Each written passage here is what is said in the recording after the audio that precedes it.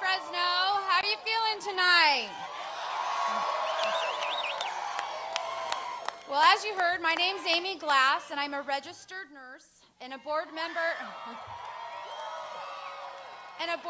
of the California Nurses Association. I'm so excited to be here to join you guys in welcoming our choice for the President of the United States, Bernie Sanders.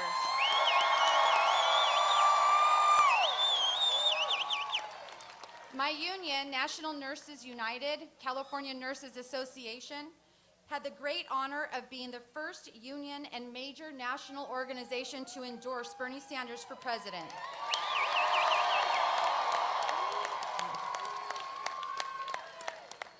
We love Bernie, and I'm going to tell you why. I'm here to speak for the patients and the nurses of the Central Valley. We need Bernie Sanders. If Bernie Sanders is president, my patients won't have to worry about how they can possibly pay for those outrageous prescription medications that they so desperately need. My patients won't have to worry about going bankrupt or losing their home due to inflated medical bills or choosing to skip the care that they need. They won't have to worry whether the cuts in patient care, and I promise you as a nurse, I see those every day, that their health care will be compromised because of that.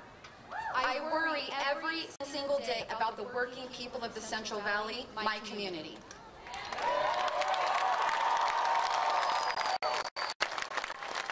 More than a third of Californians have incomes below the federal poverty level. 15% of Californians are food insecure, and at least 12% of Californians still have no health insurance. And here in the Central Valley, the 5% national unemployment rate is a mirage. From Modesto to Bakersfield, the number of people without jobs is double the national average. In Merced and Visalia, the jobless rate is more than 12%. As nurses, we see the health effects of job loss, foreclosed homes, and pollution. Too many people are living in crisis every day, and it's time to do something about it.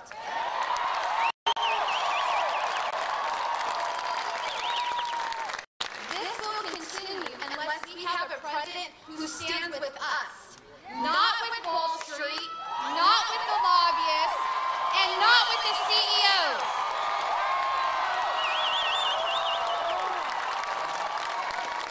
That president would be none other than Bernie Sanders.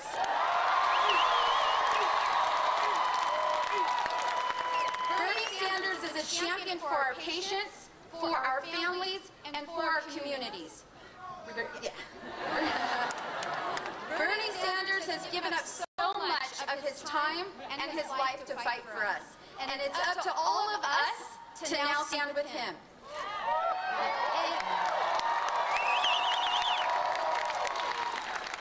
In these final days, what can you do to help? Who can phone bank? Who can knock on doors? Who can talk to your friends, co-workers, fellow students, and family?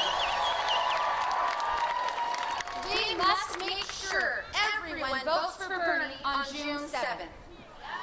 We all owe Bernie our respect and thanks, and we show him that by winning California for Bernie.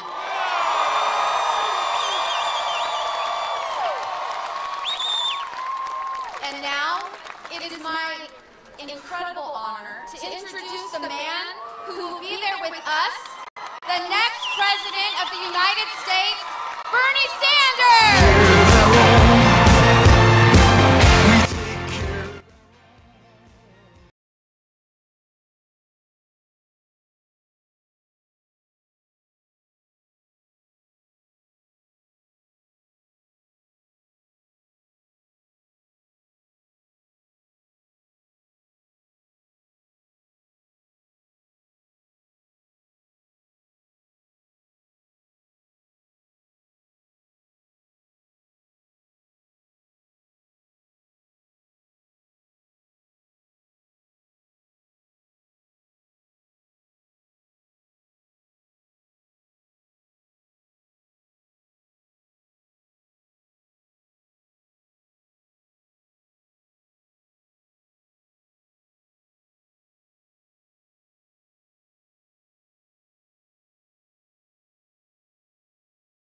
You didn't notice there are a lot of people here tonight. And you may not know there are a few thousand people over there who couldn't get in. Fresno, welcome to the political revolution.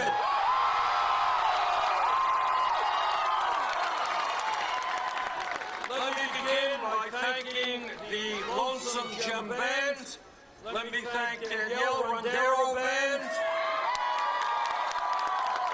Let me thank our field organizer, Luis Ojeda. And let me thank Amy Glass and the California Nurses Association. You know, what I love about the nurses is not just that they work so hard to keep us healthy, but that they understand that for them to do their jobs well, everybody has got to have health care as a right.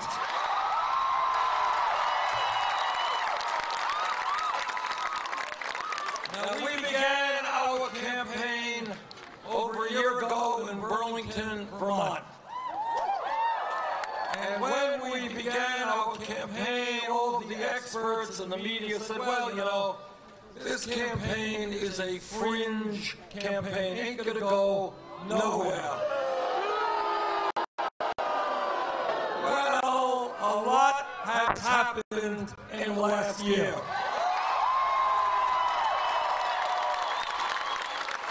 We started 60 points behind Secretary Clinton. Today, we're single digits. When we started, people said, oh, he's not going to win any states. Well, we've now won the primaries and caucuses in 20 states. And based on the turnouts that I have seen in last week all over California, we're going to win this state and win it big.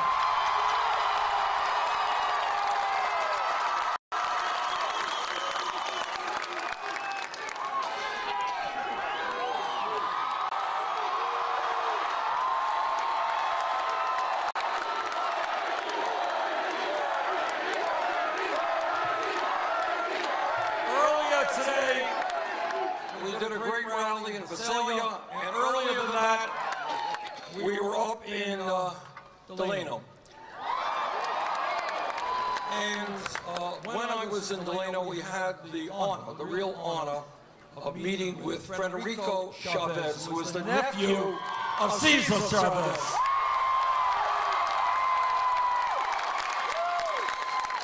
And I went into the room where in 1970, Cesar Chavez went on a hunger strike. He almost died, fighting for the dignity and the rights of farm workers.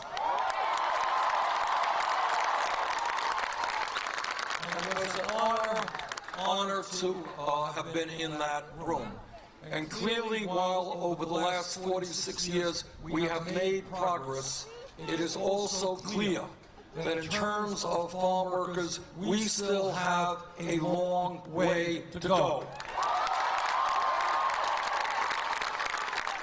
Farm workers should not be exempt from United States labor law.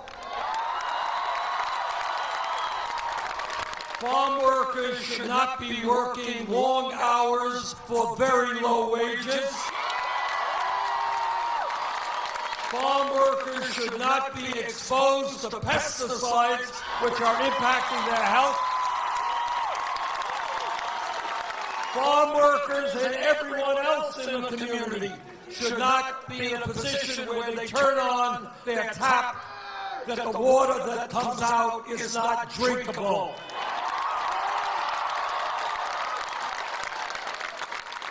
Corporations make billions by exploiting farm workers, and that is going to end.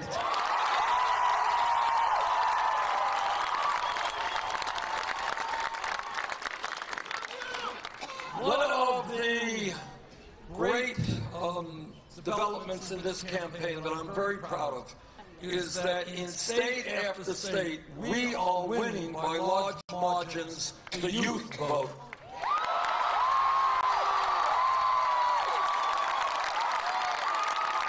And when I talk about youth, it is not just people 20 years of age, it is people 45 years of age and younger.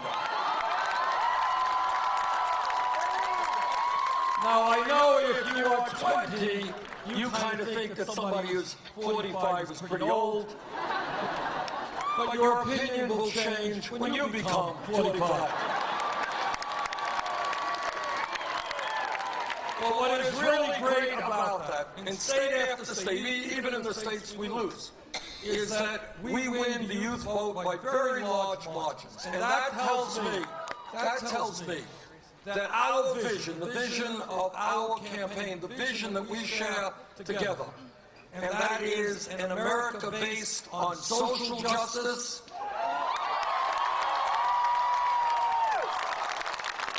an America based on economic justice, an America based on racial justice, an America based on environmental justice,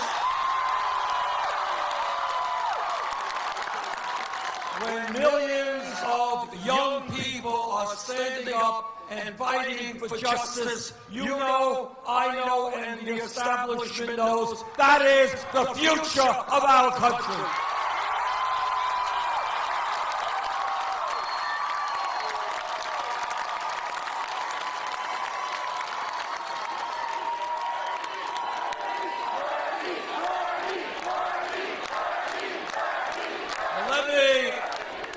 Let me give you some very good news. Donald Trump will not become president of the United States.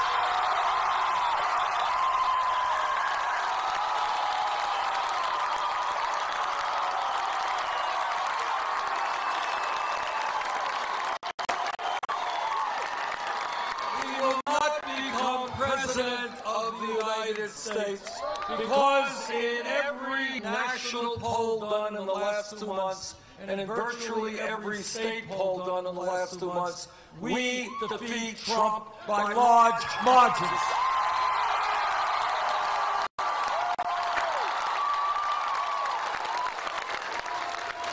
Not only do we defeat Trump right here in California by 17 points in the last poll, but in almost every poll, we beat him or do better against him by large margins than does Secretary Clinton.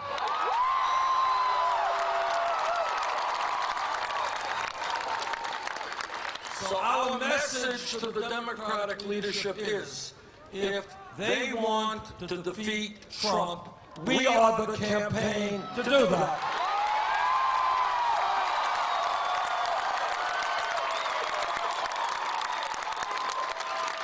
But it is not just polls. Polls go up and polls go down. What's more important is that our campaign, as anyone can see right here tonight in Fresno, our campaign has the energy and the grassroots activism.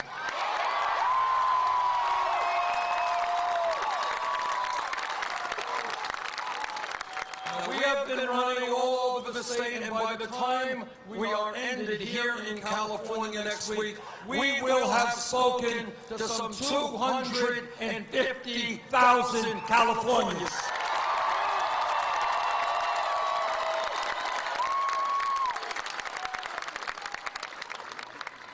And the reason that we will win is that Republicans win elections when people are demoralized, when they give up on the process, when they turn their backs on what goes on in Washington. We win elections when people are prepared to stand up and fight back for a country that we know we can become.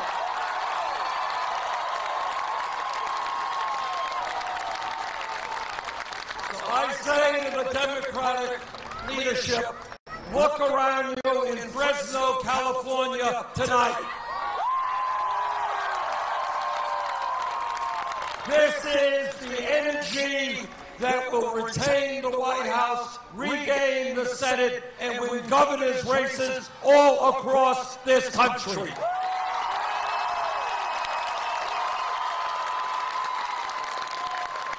Now, Trump will not become president because the American people will not vote for a candidate for president who insults Mexicans and Latinos,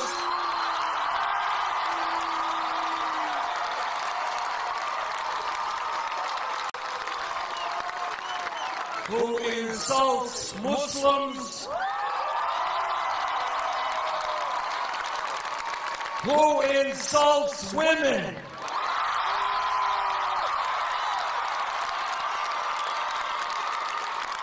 who insults African Americans. I hope that nobody here forgets that a few years ago, before Trump became a candidate, he was one of the leaders in the so-called birther movement. You remember that? And what that movement was about was a very ugly and vicious effort to delegitimize the first African-American president in our history. Trump will not become president because the American people understand that our strength is in our diversity.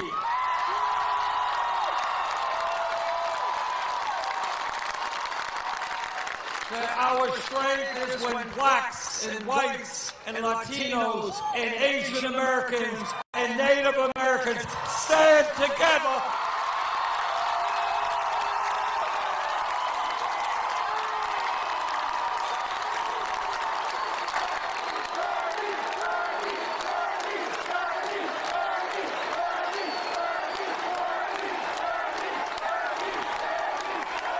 That is why we are a great country. My father came to this country, immigrated here at the age of 17. No money, couldn't speak English, never made a lot of money.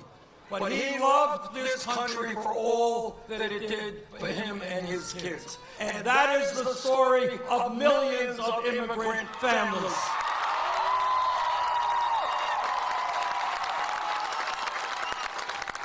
And we will never allow the Trumps of the world to divide us up. We will stand together.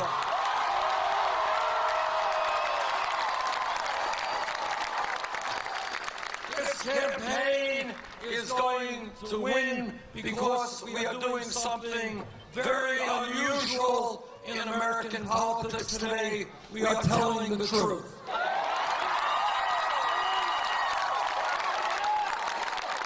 And the truth is that we have a corrupt campaign finance system in which billionaires are buying elections. When billionaires buy elections, that's not called democracy, that is called oligarchy. We will not accept that. Our vision of democracy is one person, one vote. Not super PACs and their billionaire contributors electing candidates who represent the wealthy and the powerful. And I'll tell you something, I am extraordinarily proud, and I never thought that this would happen, to be honest with you. During this campaign, we have now received almost 8 million individual campaign contributions.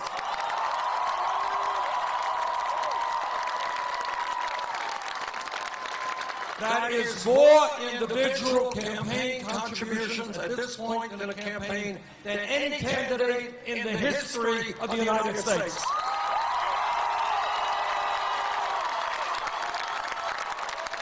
Anybody here know what the average contribution is? You got it, $27. proud to tell you we are the only campaign that does not have and never will have a super PAC. We don't represent the billionaire class or Wall Street. We don't want their money. Secretary Clinton has raised her campaign funds in a very different way. She has not one super PAC, but a number of super PACs, and has raised many, many millions of dollars from Wall Street and other special interests. I find it hard to believe that you're going to take on Wall Street when you take their money.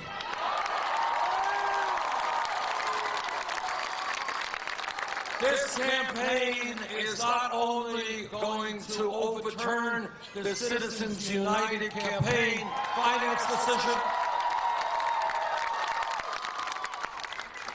we're not only going to deal with a corrupt campaign finance system, we're going to deal with a rigged economy. A rigged economy is when the top 1/10% today owns almost as much wealth as the bottom 90%.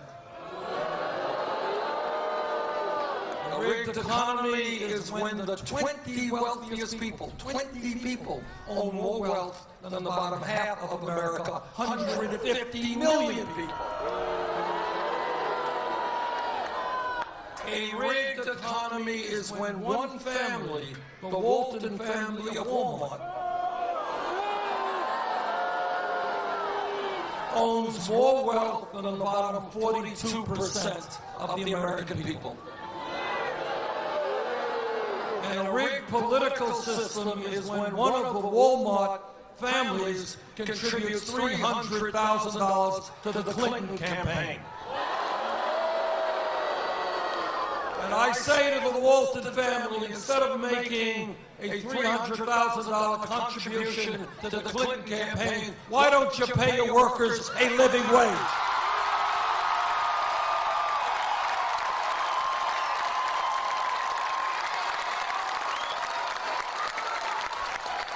A rigged economy is when a single mother here in California or my state of Vermont goes to work, earns $10 an hour, and is unable to find decent child care to take care of her kids.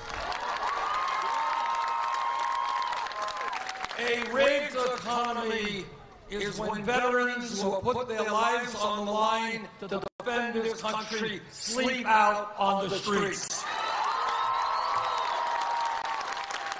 A rigged economy is when the CEOs of large corporations make tens of millions of dollars a year in compensation, and then they cut the wages or health care benefits and pensions of their workers.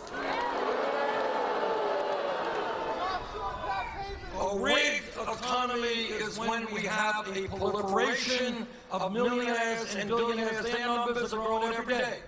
But we have today the highest rate of childhood poverty of any major country on earth.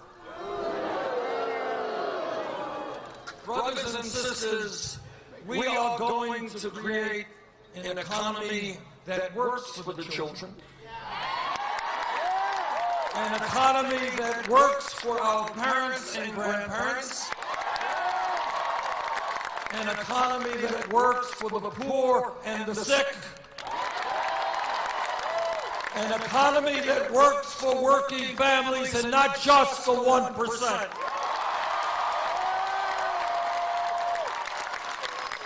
Our job is not only to end the corrupt campaign finance system and to end a rigged economy in which the rich get richer and almost everybody else gets poorer. Our job is also to end a broken criminal justice system.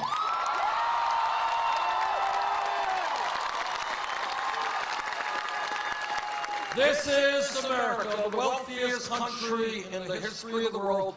We should not be having more people in jail than any other country on earth. And the people in jail, as everybody knows, are disproportionately African American, Latino, and Native Americans.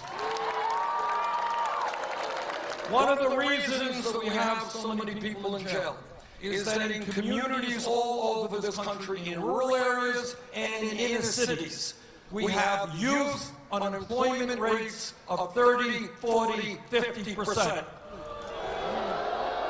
We have kids graduating high school and they cannot find jobs, and when kids hang out on street corners, bad things happen.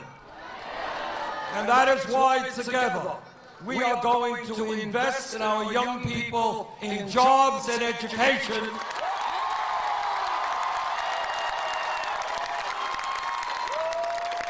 Not in jails and incarceration. And when we talk about a broken criminal justice system, it is imperative that we also look at local police departments all across this country. Now, I am the former mayor of Burlington, Vermont, and I work closely with the police department in my city. I've worked since with police officers and organizations all over this country. The average police officer is honest, hardworking, and has a very difficult job. It is not easy being a cop today, but like any other public official, if a police officer breaks the law, that officer must be held accountable.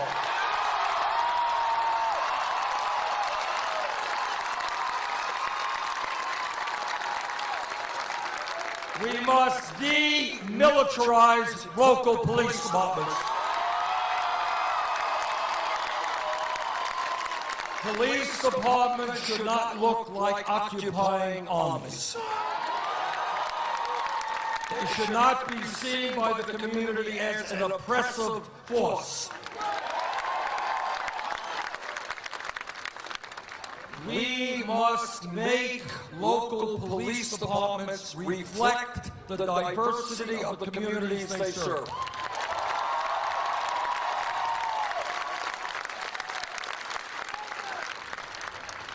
We must end corporate ownership of prisons and detention centers.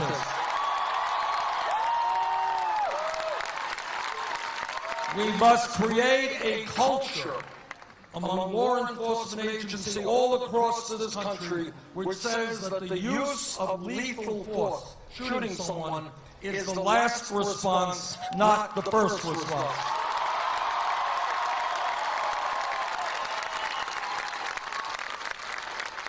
We must rethink the so-called war on drugs. Over the last 30 years, millions of Americans have received police records for possession of marijuana. And that is a serious business, because if you're 19 years of age and you go in and you apply for a job, and your prospective employer says, well, have you ever been arrested? And the kid says, yeah, I have been arrested. It is likely that you may not get that job. And right now, under the Federal Controlled Substance Act, marijuana is listed as a Schedule I drug right alongside heroin. That's true. Now, I know that people argue the pluses and minuses of marijuana, but nobody thinks that marijuana is equivalent to a killer drug like heroin. That is why I've introduced legislation to take marijuana out of the Federal Controlled Substance Act.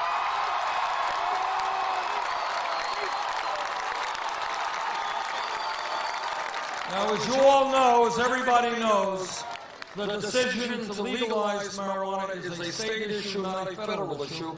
4 states plus the District of Columbia have voted to legalize marijuana. But possession of marijuana should not be a federal crime. In November, there will be a proposition on your ballot here as to whether or not to legalize marijuana from a criminal justice perspective. If I were a citizen, I would vote for the legalization of marijuana.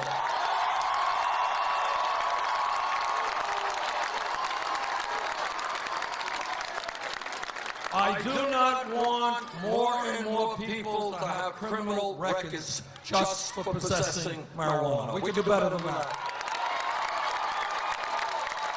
But while we're on the subject of drugs, I hope everybody here understands that the United States today is facing a major crisis in terms of opiate and heroin addiction. People are dying every single day from heroin or opiate overdoses. In my view, we have got to address this crisis, but we have to be smart about how we address it. And to me, that means we have got to understand that substance abuse and addiction should not be treated as a criminal issue, but as a health issue.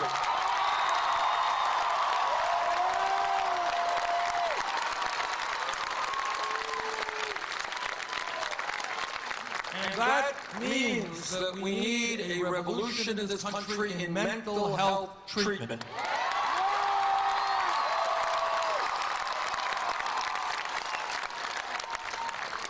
People should be able to get the mental health treatment when they need it, not 6 months from when they need it.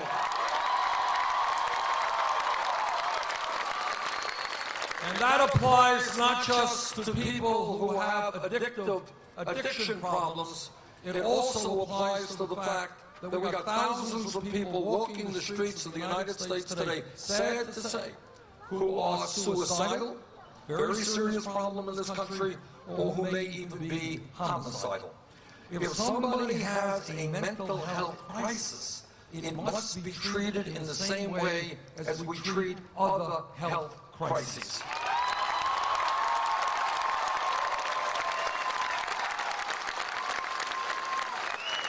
Now, this campaign is going to win because we are talking to ordinary Americans, not billionaire campaign contributors.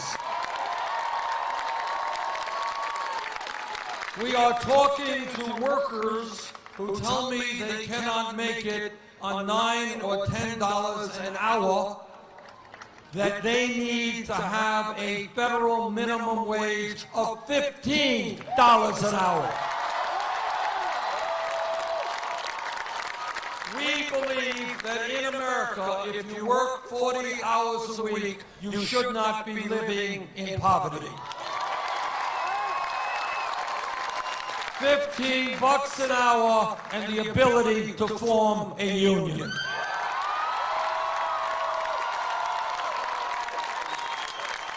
And when we talk about equitable wages, it is not acceptable to me, or I know you, that women in America today are making 79 cents on the dollar compared to men.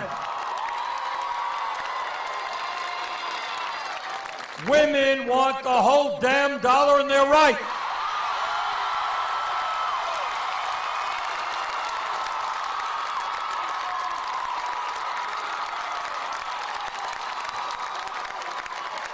And let's not kid ourselves.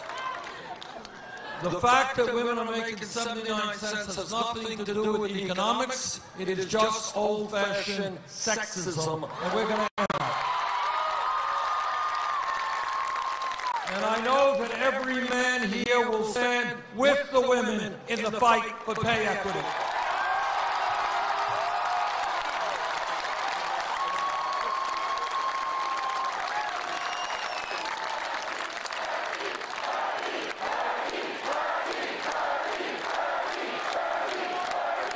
Once a month, you see on the front pages of your papers a report from the federal government on the rate of unemployment in America, and the official rate that you see is about 5%.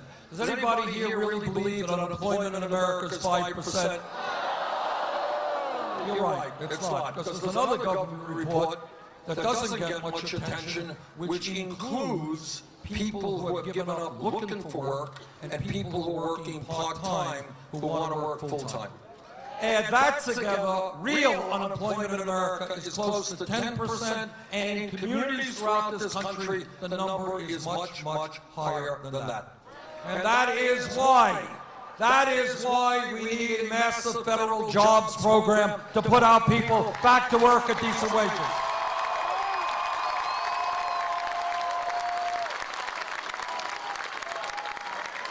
We should be hiring teachers, not firing teachers.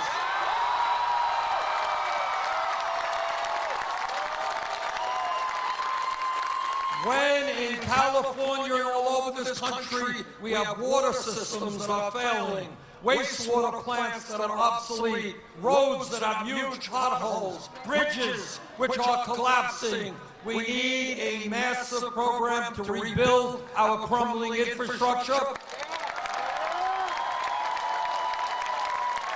We used to have the best rail system in the world. That's no longer the case. If we rebuild our crumbling infrastructure, we can create 13 million good-paying jobs. That's what we should be doing. And when we talk about creating an economy that works for all of us and not for the 1%, I've got news for the billionaire class and corporate America. You are going to start paying your fair share of taxes.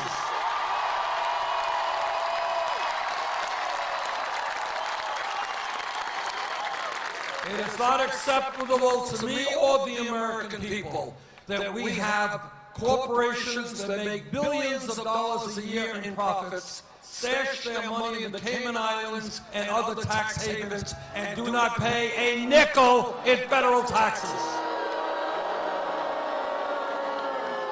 So I tell the billionaire class that the days in which you get it all are over.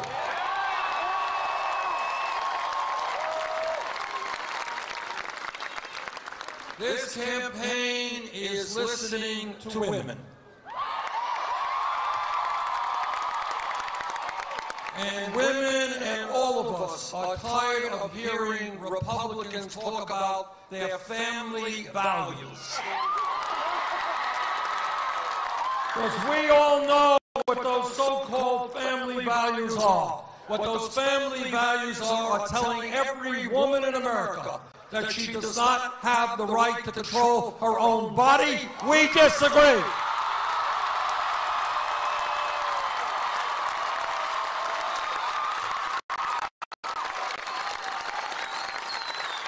And what their family values are telling our gay brothers and sisters, they do not have the right to get married. We disagree.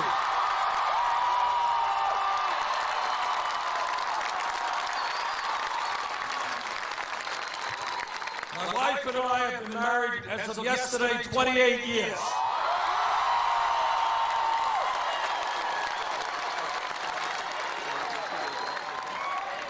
And my wife, more than anybody I know, believes in family and family values. But our family values are not the hateful Republican family values.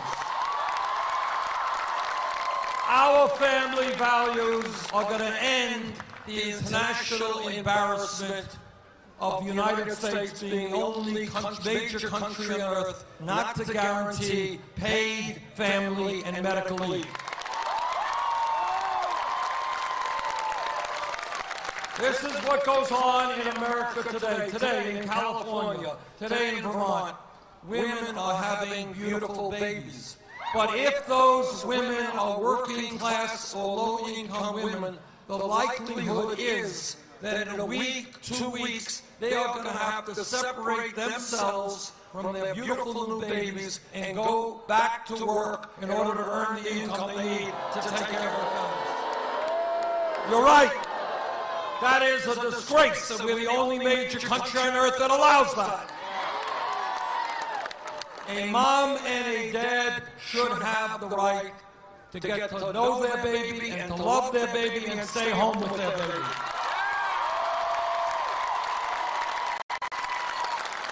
And that is why we are going to pass legislation guaranteeing 3 months paid family and medical leave.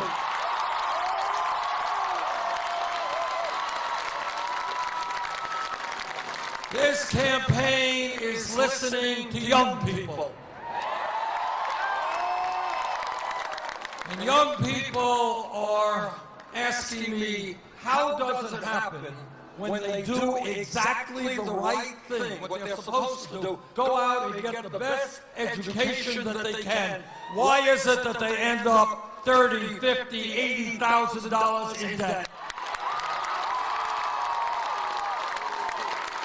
This campaign is about thinking outside of the box, outside of the options that the corporate media gives us.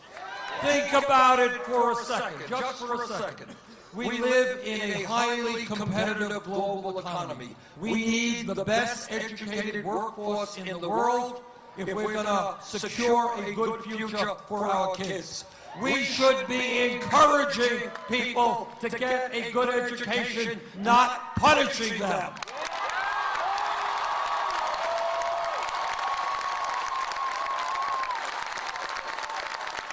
Now, 40 or 50 years ago, you had a high school degree in California or Vermont, you would do okay. You can go out, get a decent job, make it into the middle class. But the world has changed, technology has changed, the economy has changed. People today need more education, that's just a fact. And that is why today, when we talk about public education, it cannot just be first grade to 12th grade, it must include free tuition at public colleges and universities.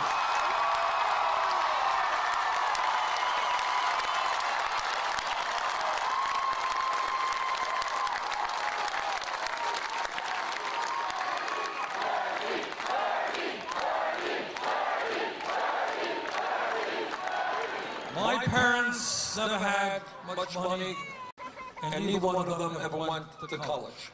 And in California, all over this country, you got millions and millions of kids, parents never went to college. And for some of them, if they are low income or working class, the idea of going to college is as likely as going to the moon. What I want to see happen in this country, which is what America is supposed to be about, is that any kid in this country who studies hard, who does well in school, I want that child to know that they will be able to get a college education regardless of their income.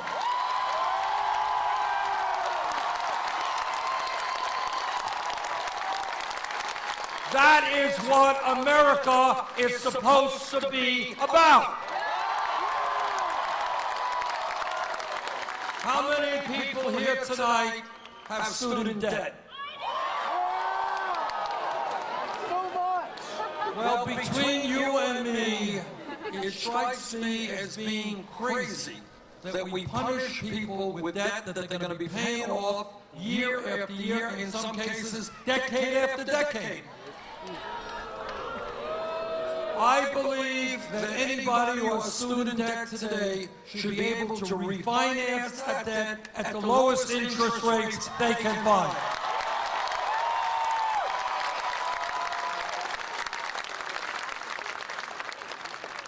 Now, people say, my opponents say, the establishment media says, well, Bernie, you know, you're like Santa Claus. You have white hair.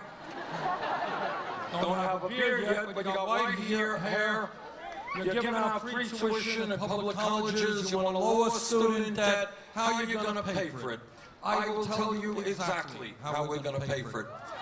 Over the last 25 years, there has been a massive transfer of wealth from the middle class and working families to the top 1/10 of 1%.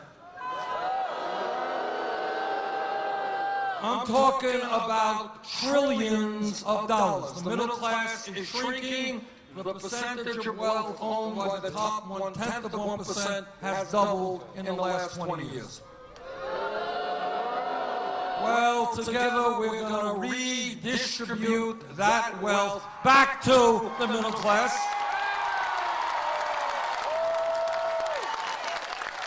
8 years ago, after the greed and recklessness and illegal behavior on Wall Street caused the worst recession since the Great Depression, the CEOs on Wall Street in their $5,000 suits or whatever they wear went crawling to the United States Congress. And they said, oh yes, our greed destroyed the economy, our illegal behavior destroyed the economy, but nonetheless, we would like you to bail us out. And against my votes, Congress did bail them out. I believe that now is the time, when Wall Street is doing just fine, that we should impose a tax on Wall Street speculation, which would bring in more than enough money to make public colleges and universities tuition-free and substantially lower student debt. The American people bailed out Wall Street. It is Wall Street's time to help the middle class of this country.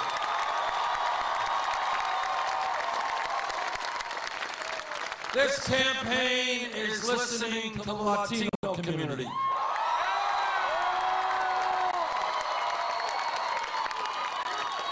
There are 11 million undocumented people in this country, and every day, undocumented workers are being exploited and are being cheated. Because the fact is, when you have no legal rights, you cannot stand up for yourself on the job. So you're being underpaid, overworked, and you have nowhere to go. And that is why I believe the time is long overdue for Congress to pass comprehensive immigration reform and a path toward citizenship.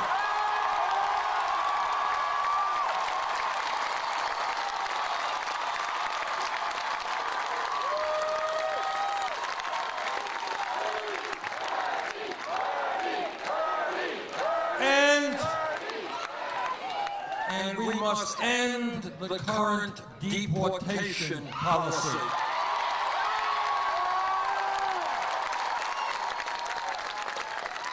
The immigration policy of the United States should be to unite families, bring them together, not divide families.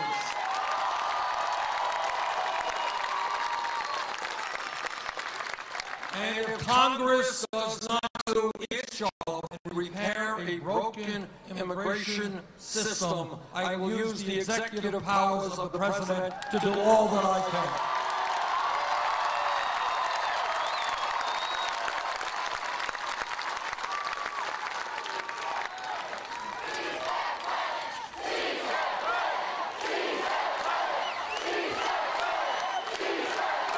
Yes, we can.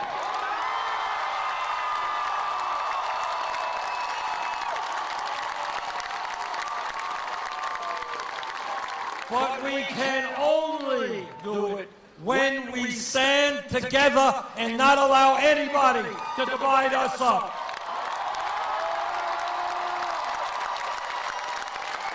This campaign is listening to the African American community. And they are asking me, how does it happen that we can spend trillions of dollars on a war in Iraq we never should have gotten into, but we supposedly don't have the funds to rebuild inner cities in America?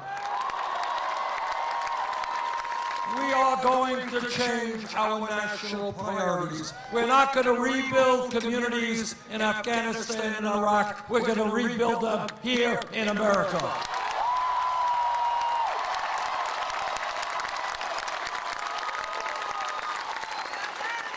This campaign is listening to a people whose pain is almost never heard, and that is the Native American community.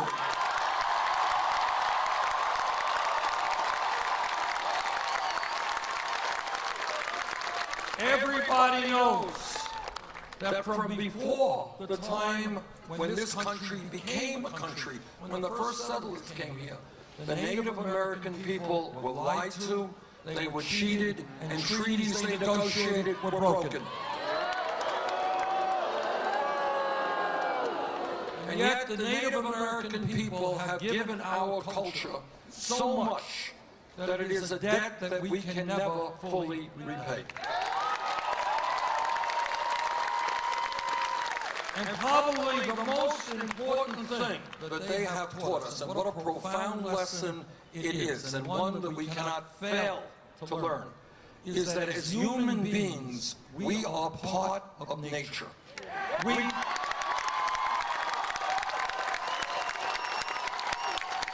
We must live with nature. And if we continue to destroy nature, we are destroying ourselves.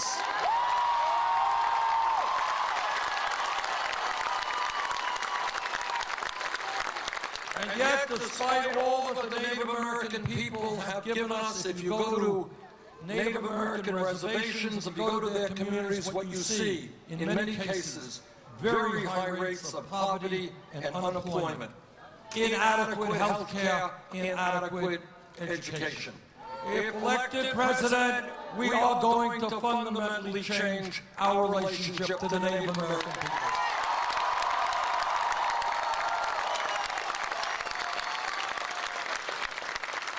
I am a member of the U.S. Senate Committee on the Environment.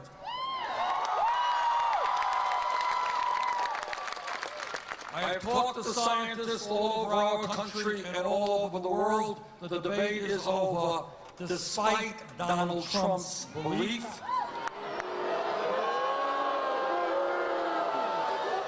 Climate change is real.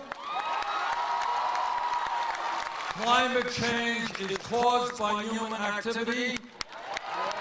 And as you well know right here, in your part of California, climate change is already doing devastating harm. And what the scientists tell us, and we had better listen to them, if we do not get our act together and break our dependence on fossil fuel, there will be more droughts, more floods, more extreme weather disturbances, more acidification of the ocean, more rising sea levels in the years to come. As human beings, we are custodians and guardians of this planet.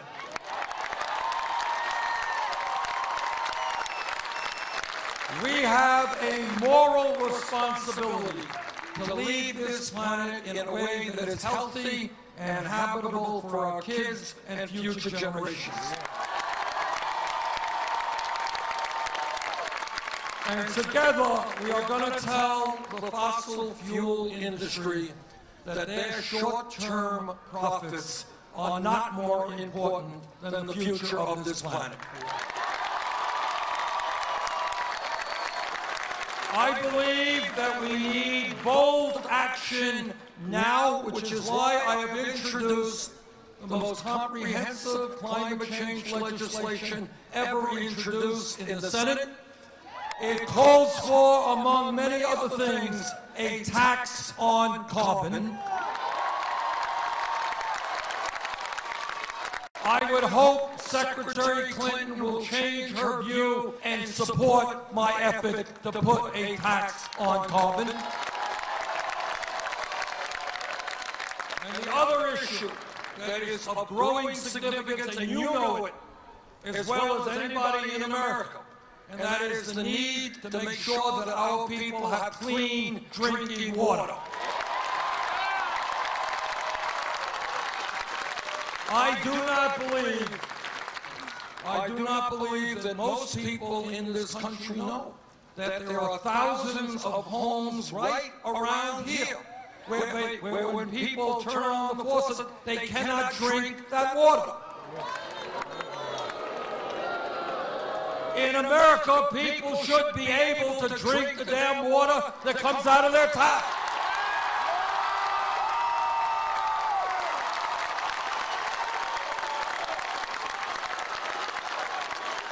So we say to agribusiness and all of their pesticides, stop poisoning the water in this country. And that is why it is my view, in addition to that, that we have got to ban fracking in this country.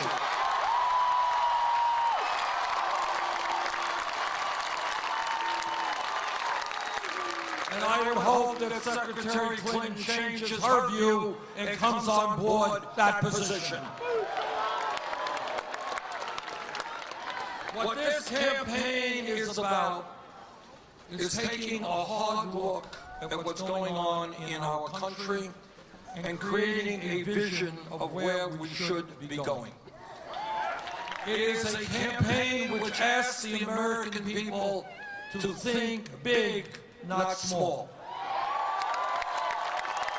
It is a campaign which asks a very simple question, and that is, how does it happen that every other major country on earth, United Kingdom, France, Germany, Holland, Scandinavia, Canada, I live 50 miles away from the Canadian border, how come every major country on earth, except the United States, guarantees health care to all people as a right?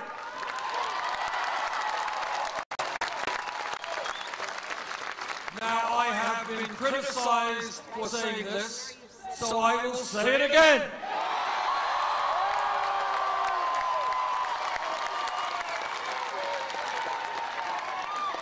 In my view, and I think in the views of most Americans, health care is a right of all people, not a privilege.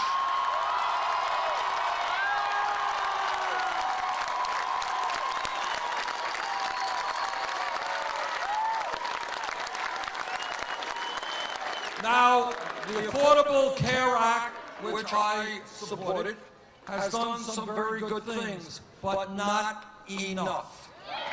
How many people here tonight do not have any health insurance? Raise your hands. Wow. How many people here are underinsured with high deductibles and high copayments? Well, there you go. Those hands are an indication of a failed health care system. It is not too much to ask that every person in this country have the right to go to the doctor and get the health care they need when they need it.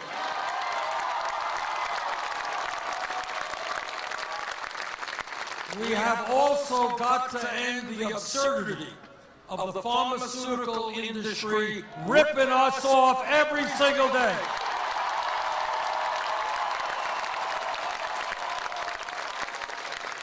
What crazy is about is when 1 out of 5 Americans who go to the doctor are unable to afford the prescriptions that their doctors write. Can you imagine that? You go to the doctor, you get a diagnosis, he or she gives you a prescription, you can't afford to fill it. What happens? Well, you get sicker. That's pretty crazy. In California and in Vermont and all over this country, you got elderly people, disabled veterans. They are cutting their medicine, their pills, in half because they do not have the money to afford the medicine they need. Meanwhile, last year, the 5 major drug companies made $50 billion in profit. That is why, together, we are going to pass a Medicare for all healthcare system.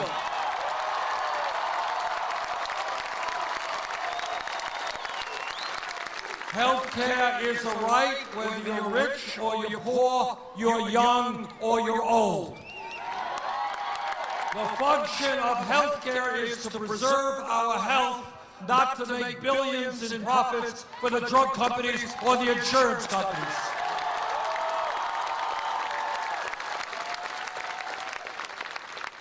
Brothers and sisters, everybody here knows a very profound lesson of American history. And that lesson is that real change never takes place from the top on down. It is always from the bottom on up.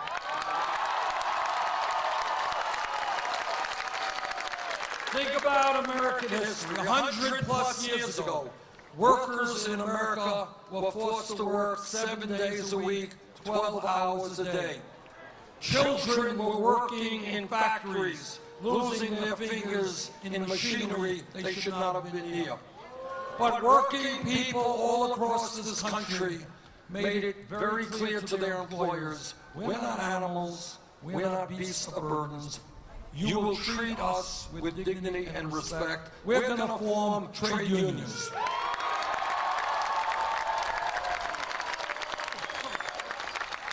We are going to have a say on the job. We are going to negotiate contracts. Think about, go back 150 years ago, amidst the abomination of slavery in this country, there were African Americans and their allies who, in the midst of all of that horror, they looked to the future. And they said, and they fought for, a day when this country would rid itself of racism and bigotry and segregation. And over the years, millions of people participated in the civil rights movement.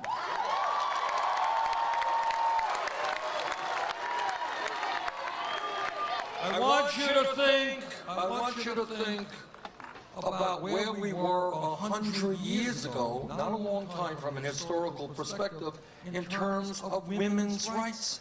100 years ago, the children don't know this. 100 years ago, women in this country did not have the right to vote, to get the education they wanted, or the jobs they wanted. 100 years ago, the establishment, the ruling class, said to women, your function in life is to stay home, clean the house, and have babies. And think about the courage of the women who stood up, who fought back,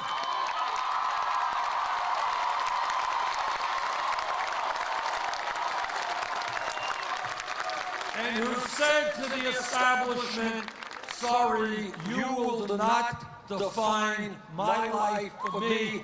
We will define our own lives.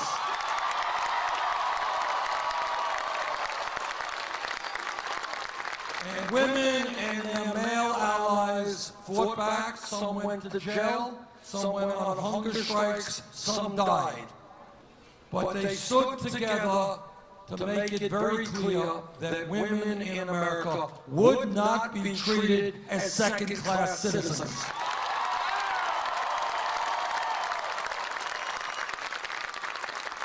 If we were here just 10 years ago, no time at all, somebody jumps up and says, you know, Bernie, I think that gay marriage will be legal in every state in this country by the year 2015. If somebody said that, the person next to her would have said, you're crazy, that can't happen.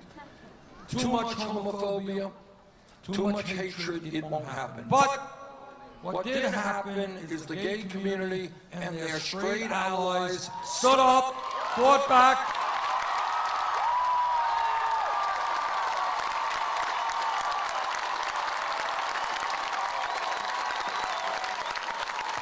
and they said that in America, people should have the right to love each other regardless of their gender.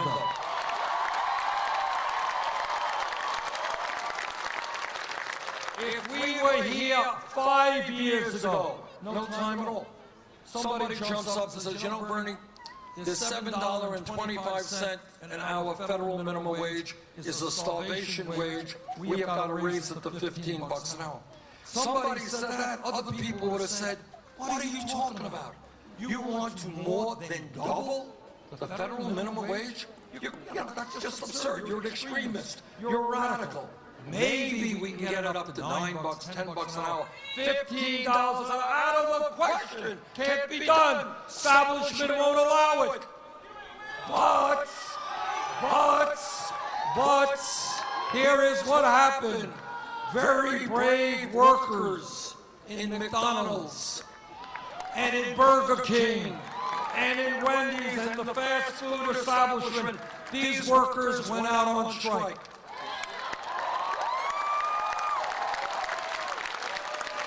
And they told America that they cannot live on $7.25 an hour.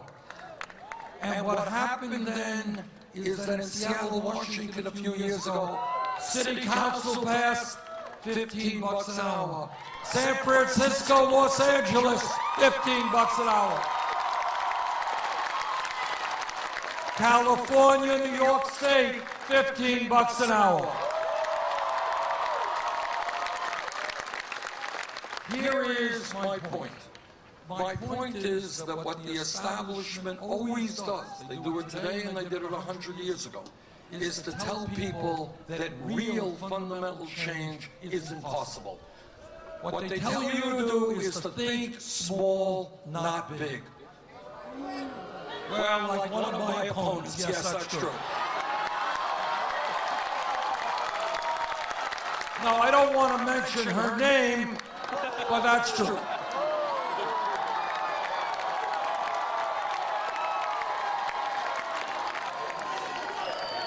But here is the point. The point is that all over this country today, from coast to coast, and I've been from Maine to here in California, people are looking at the status quo in America. What are they seeing? They're seeing the continued shrinking and shrinking and shrinking of the middle class. They're seeing people working 2 or 3 jobs. They're seeing with deep concern a bad future for their kids who may not be able to afford to go to college.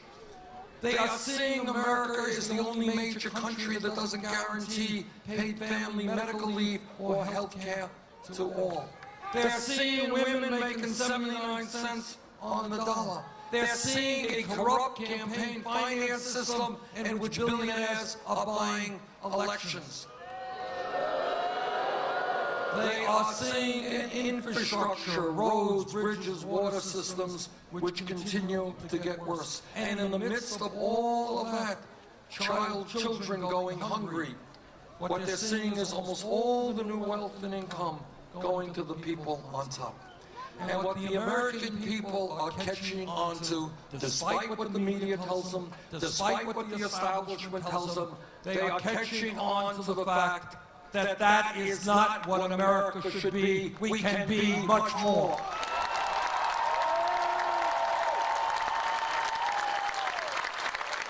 And what the American people are understanding is the only way that real change takes place is when millions of people from coast to coast stand up, fight back, and demand a government which represents all of us, not just the 1%.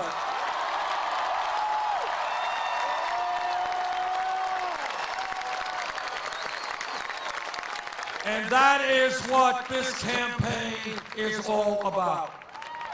Now, on June 7th, a week from Tuesday, there is going to be a very, very important Democratic primary here in California. There are 475 delegates at stake. If there is a large voter turnout, we will win and win big.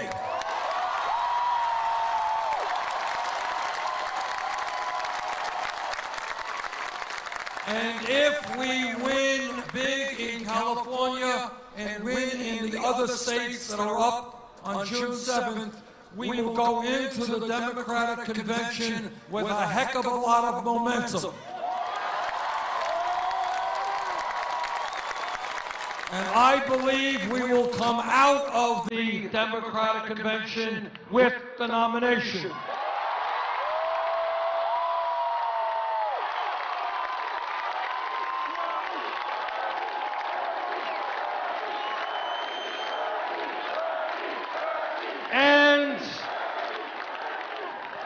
mark my words, if we come out of the Democratic convention with the nomination, Donald Trump is toast.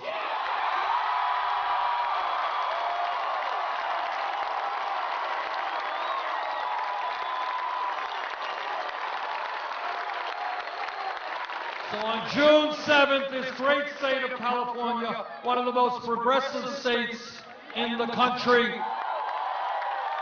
can go on record and tell the world California is ready for the political revolution. Thank you all.